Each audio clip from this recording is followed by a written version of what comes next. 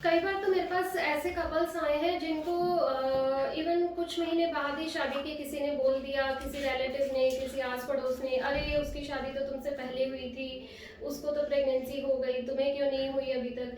इतनी सी बात पेशेंट के मन में कुंठा पैदा कर देती है, एक नेगेटिविटी डेवलप हो जाती है कि उनके साथ कुछ प्रॉब्लम है। और यही परेशानी, मानसिक परेशानी धीरे धीरे से उनको फिजिकली रूप से भी कमज़ोर कर देती है, क्योंकि स्ट्रेस में ये देखा गया है कि आपका ओव्यूलेशन हैम्पर हो जाता है, आपकी सेक्स ड्राइव होने की वजह से आपके कॉन्टैक्ट के दिन कम हो जाते हैं और मेल्स में स्पर्म काउंट कम हो जाता है, इरेक्शन प्रॉब्लम्स हो जाती है।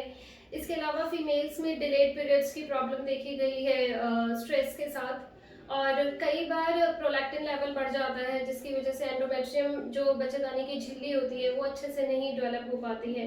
तो ये सारे फैक्टर्स रहते हैं। मतलब ये है कि हाइपोथैलेमिक पिट्यूटरी और गोनाडल एक्सिस जो है वो डिस्टर्ब हो जाता है। ये क्या होता है, जो हमारा ब्रेन है वो मास्टर होता है सारी चीज़ों को कंट्रोल करने के लिए। ब्रेन में रहता है हाइपोथैलेमस जो इमोशन से इफेक्ट होता है। हाइपोथैलेमस कंट्रोल करता है पिट्यूटरी को, जो कि सिग्नल भेजता है पूरी बॉडी में, हमारी ओवरी में सिग्नल भेजता है हार्मोन्स रिलीज करने के लिए, एग बनाने के लिए, और पिट्यूटरी कंट्रोल होती है हाइपोथैलेमस से। तो अगर हाइपोथैलेमस इमोशन से कंट्रोल होता है, जैसे कि स्ट्रेस है, एंजाइटी है, फियर है, ये सारी चीज़ें ब्लॉक कर देती हैं हाइपोथैलेमस के लेवल पे ही, जिससे पिट्यूटरी को सिग्नल प्रॉपर नहीं जाते, पिट्यूटरी प्रॉपर हार्मोन सिक्रीट नहीं करती है, सिग्नल नहीं देती है, तो ओवरी और यूट्रस उस तरह से एक्ट नहीं कर पाते हैं। यही सिस्टम मेल में भी काम करता है। तो इस सिस्टम को रीएक्टिवेट करने के लिए या फिर से फंक्शनल करने के लिए बहुत ज़रूरी है कि आप स्ट्रेस से बाहर आए। हो सकता है आपको इसके लिए काउंसलिंग सेशन भी लेने पड़े।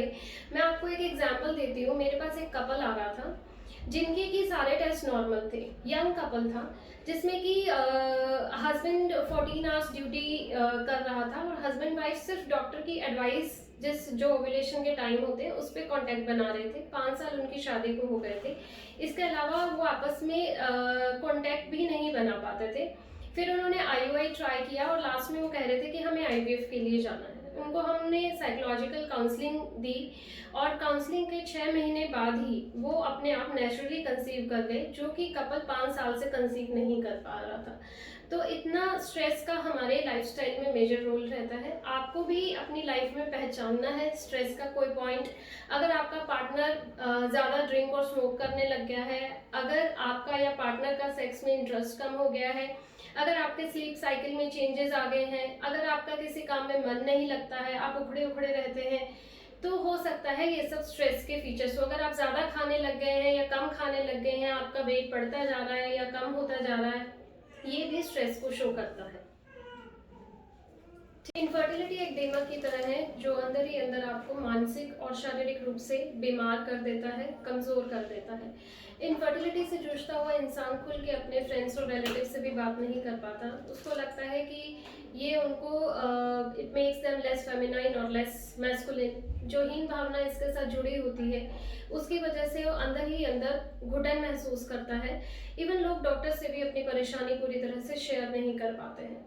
क्या आप स्ट्रेस में हैं, इसका पता आप किन चीज़ों से लगा सकते हैं। अगर आपका स्लीप साइकिल चेंज हो गया है, आपको अच्छे से नींद नहीं आती है, या आपको नींद ज़्यादा आती है, या अर्ली मॉर्निंग अपने आप आपकी नींद खुल जाती है, और स्ट्रेस की वजह से हस्बैंड वाइफ का कॉर्डियल रिलेशनशिप भी खराब हो जाता है, अगर आपकी सेक्स ड्राइव कम हो गई है, अगर लोगों को लगता है कि आप हमेशा खुश नहीं रहते हैं, अगर किसी एक पार्टनर की अल्कोहल या स्मोकिंग की तरफ टेंडेंसी बढ़ गई है, अगर आपको किसी काम में इंटरेस्ट नहीं आता है, तो आप ये मान सकती हैं कि आपको स्ट्रेस है।